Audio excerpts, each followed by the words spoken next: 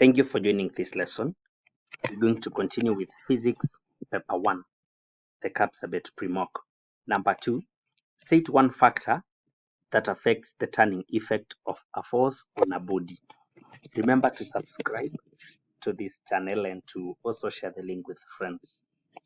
All right, what we are having here is the turning effect of a force on a body.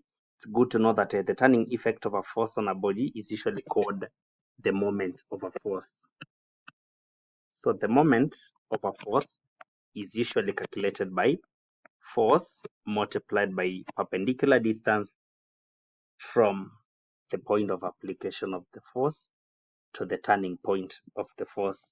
Now that moment, which is the turning effect of a force, is given by the force itself multiplied by the distance, then we would say the magnitude of the force is one factor which determines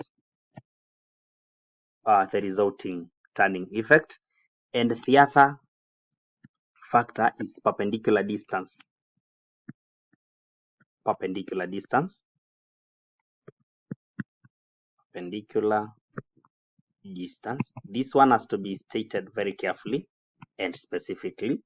Perpendicular distance from the point of application of the force to the point of turning, or to where the pivot is. Then we have another question here, which is saying that figure 2 shows some trapped mercury in a glass tube. The tube is inverted in a dish containing mercury.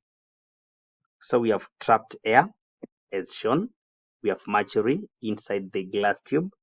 Even the height of the mercury which has been trapped is indicated. A dish containing mercury.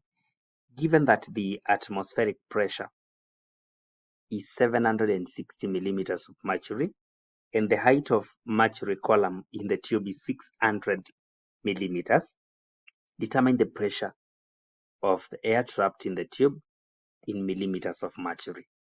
Therefore, we should know that at the same level, pressure is usually equal due to fluids. Therefore, at this level, the pressure of the atmosphere, which is acting here, is equal to the pressure of the fluids inside the glass tube. So the pressure inside the glass tube is due to the air trapped and also the mercury which has been trapped. Therefore, pressure due to air, when we add pressure due to mercury, we should get the same as pressure due to atmosphere. So the pressure due to air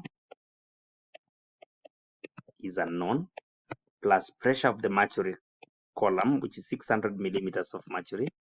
This is equivalent to pressure of the atmosphere, which is 760 millimeters of mercury.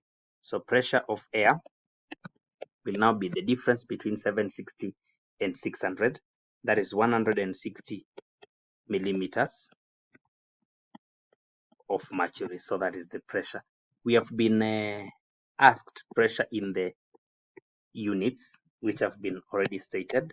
But now let's assume that pressure was not asked in these units. We would have gone ahead to talk about pressure in fluids being given by H rho g.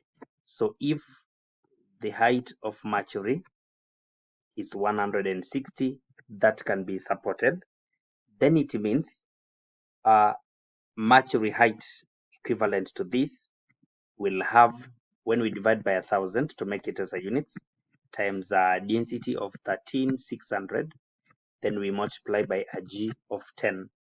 So this would be the pressure